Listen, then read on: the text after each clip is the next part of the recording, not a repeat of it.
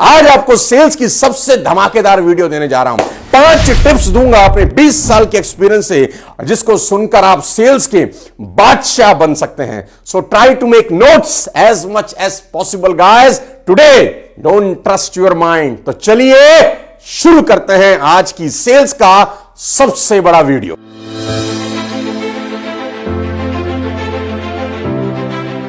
Sales tip number 1, always sell relevant product. जी हां, always sell relevant product, that's called need analysis. Guys, ये बात समझना बेहद जरूरी है किसी भी सेल्समैन को कि आप बाजार में माल क्या बेचने निकले हैं। क्या आप वो माल बेच रहे हैं जो आपके पास है, या आप वो माल बेचना चाहते हैं जो कस्टमर की डिमांड है। दोनों में बहुत फर्क है। एक कहानी आपको सुनाता हूं।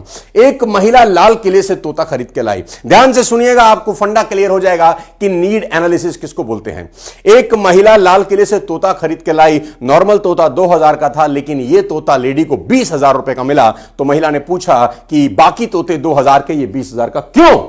तो उस आदमी ने, दुकानदार ने कहा कि मैडम, ये तोता बोलता है, आप घर ले जाइए, बोलेगा, मन बहलेगा। अच्छा, तो 20,000 का तोता लेके वो महिला घर पहुंची। पूरा दिन मिठू मिठू करती रही, लेकिन तोता न बोला। अगले दिन गुस्से में दुकानदार के पास गई और बोली, आपका तोता बोलता नहीं, आपने हमें ठग लिया। बोला, नहीं मैडम, बात ऐसी है कि यहां बड़े पिंजरे में था, आपका पिंजरा छोटा है, तोते को अच्छा नहीं लग रहा, फील नहीं आ रहा, आप बड़ा पिंजरा खरीदिए। अच्छा, बड़ा पिंजरा खरीदा और तोते को बड़े पिंजरे में डाल दिया। पूरा दिन वो महिला मिठू मियां करती रही, लेकिन तोता ना बोला। लेडी बहुत गुस्से में दूसरे दिन फिर लाल किला गई। बोला, भैया, आपके कहने से हमने पिंजरा बदल लिया, लेकिन तोता नहीं बोलता, अब क्या करें? उसने बोला, मैडम, बात ऐसी है कि यहां पर ना उस पिंजरे के अंदर एक बहुत शानदार झूला लगा हुआ था। तोता झूले पर बैठता था, झूलता था, उसको बड़ा मजा आता था, बोलता था। तो आप एक काम करिए, बाजार से एक झूला खरीद के उस पिंजरे में लगाइए, तोता झूलेगा, मन बहलेगा, बोलेगा। अच्छा, झूला खरीदा और उस पिंजरे में टांग दिया। पूरा दिन मिठू मियां करती रही, लेकिन तोता न बोला। गुस्से में फिर गई कि भैया, पिंजरा भी ले लिया, झूला भी लगा लिया, लेकिन तोता नहीं बोलता, तुमने हमको चीट किया क्या? बोला, नहीं मैडम, एक ट्राई और मारिए कि एक काम करिए, एक सीढ़ी खरीदिए। तोते को ऊपर नीचे होने की बड़ी आदत होती है। एक बार सीढ़ी लगाएंगी, ऊपर नीचे होगा, मन बहलेगा, जरूर बोलेगा, ट्राई करिए। अच्छा जी, सीढ़ी खरीदी, अब की पिंजरे में सीढ़ी लगाई गई। पूरा दिन निकल गया और तोता ना मिला। फाइनली वो लेडी गुस्से में अगले दिन लाल किला पहुंची। दुकानदार ने महिला को आते हुए देखा, बड़ी खुशी के साथ पूछा, क्या तोता बोला? बोला, जरूर बोला, लेकिन बोलते बोलते ही मर गया। मर गया? हां। क्या बोल रहा था मरने से पहले? बोला, इतनी ही बात बोल रहा था कि जहां से ये पिंजरा, जहां से ये झूला, जहां से ये सीढ़ी खरीद के लाती है मैडम, वहां कुछ खाने का मिलता है क्या? Guys, that's called need analysis. आप माल वो कभी मत बेचिए जो आपके पास है। जी हां, माल वो बेचिए जो सामने वाले की जरूरत है। जब भी आप कोई प्रोडक्ट पिच करने जाते हैं तो उसको एनालाइज करिए कि सामने वाले को जरूरत किस चीज की है। मालूम चला हम बेच कुछ और रहे हैं और सामने वाले की नीड कुछ और है, सेल्स कभी नहीं होती। अब मैं आपको बताना चाहता हूं सेल्स टिप नंबर 2। ध्यान से सुनिएगा। People don't buy for logical reasons. जी हां, सबसे इंपॉर्टेंट टिप देने जा रहा हूं कि people don't buy for logical reasons, they buy for emotional reasons. पूरी की पूरी दुनिया में जितना भी सेल होता है, लॉजिक से नहीं होता, इमोशन से होता है। मेरी बात नोट कर लें, दुनिया के अधिकतर डिसीजन में लॉजिक काम नहीं करते, इमोशंस काम करते हैं। आपकी सेल्स प्रेजेंटेशन ऐसी होनी चाहिए कि इमोशंस पर अटैक करें।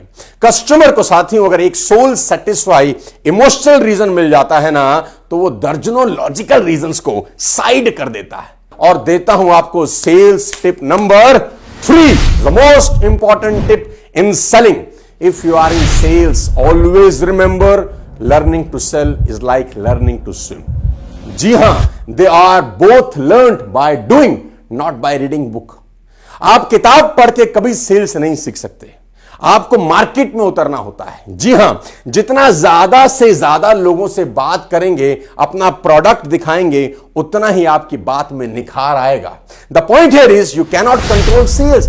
सेल्स में आपका कोई कंट्रोल नहीं है, but you can control sales activity. Guys I repeat, you can not control sales. आपका हाथ नहीं है इसमें, आपका बस में नहीं है आप सेल कितनी निकालेंगे, but you can control sales activity. आप एक्टिविटी बढ़ा के सेल्स बढ़ा सकते हैं। Along with this you must understand the concept called law of average.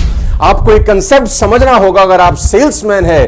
There is a concept called law of average. क्या है? If you show your product, any product you are selling, if you show your product to 10 people, you will get only 1। मैं repeat करता हूं, if you show your product to 10 people, you will get 1। If you show your product to 10 people, you will get 1। This is called law of average. If you show your product to 10 people, you will get 1. If you show your product to 10 people, now you will get 2 because you are getting better day by day, week by week, month by month, year by year. जैसे जैसे आप बताना शुरू करते हैं, ज्यादा लोगों से मिलते हैं, आपका लॉ ऑफ एवरेज अच्छा हो जाता है। एक दिन ऐसा आता है कि अगर आप 10 लोगों से अपने प्रोडक्ट की बात करते हैं तो 9 सेल्स आप मैच्योर कर सकते हैं। और अब मैं आपको देता हूं sales tip number 4। Selling is a rejection business, ladies and gentlemen. I repeat, selling is a rejection business. The greatest person in the world cannot sell 100%. The worst one might sell 1% by default. दुनिया में सबसे खतरनाक salesman भी 100 में से 100 लोगों को माल नहीं पहुंच सकता, और बिल्कुल नाकामयाब नाकारा लोग भी 100 में से 1 को तो बाय डिफॉल्ट माल बेच ही सकते हैं। साथियों, सेल्स की सबसे बड़ी बाधा क्या है जानते हैं? रिजेक्शन। आई रिपीट, सेल्स की सबसे बड़ी बाधा है रिजेक्शन। जब आपको रिजेक्शन फेस करने को मिलती है तो सबसे ज्यादा बुरा लगता है। किस बात का डर है? विरोध का, ना सुनने का। जैसे ही कोई व्यक्ति हमारा प्रोडक्ट लेने से मना कर देता है, चाहे वो कोई भी प्रोडक्ट हम बेच रहे हो, हमें दुख की अनुभूति होती है, बहुत दुख होता है, दिल पे ठेस पहुंचती है, और दुखी कोई होना नहीं चाहता। लेकिन सोचिए, क्या सचमुच में विरोध के बिना जीवन का अस्तित्व है? शायद नहीं। विरोध का मतलब है कॉन्ट्रास्ट, यानी एकदम विपरीत। कुछ इस तरह आप समझें कि मानो कक्षा में टंगा हुआ कोई ब्लैक बोर्ड हो। ब्लैक बोर्ड काले रंग का होता है, लेकिन उस पर सफेद चौक से लिखा जाता है। यही तो कॉन्ट्रास्ट है। सफेद रंग के बोर्ड पर सफेद इंक से लिख तो सकते हैं, पर पढ़ नहीं सकते। और लिखा तो इसीलिए जाता है साथियों, ताकि पढ़ा जा सके, नहीं तो लिखने का मतलब ही क्या है। इसलिए यदि लिखे को पढ़ा जाना जरूरी है तो कॉन्ट्रास्ट जरूरी है। इसी तरह जीवन को आगे बढ़ाना है तो विरोध जरूरी है। इस बात को अपने जहन में अच्छी तरह से उतार लें कि sales is a rejection job, और किसी व्यक्ति की ना को कभी पर्सनली ना ले। उसने आपके प्रोडक्ट या सर्विसेज के लिए ना करी है, आपको ना नहीं करी। यह इंपॉर्टेंट बात है, इसको समझना बेहद जरूरी है कि अगर आप सेल्स में हैं तो आपको ना से मोहब्बत होनी चाहिए। जी हां, अब मैं बताता हूं आपको सेल्स टिप नंबर 5। इसको बोलते हैं अपॉर्चुनिटी कॉस्ट क्लोज अप्रोच। जी हां, ये क्या बोला है? If you want to close a sale, show the buyer the reason for an urgency to buy and loss because of a delay. ये क्या बोला है?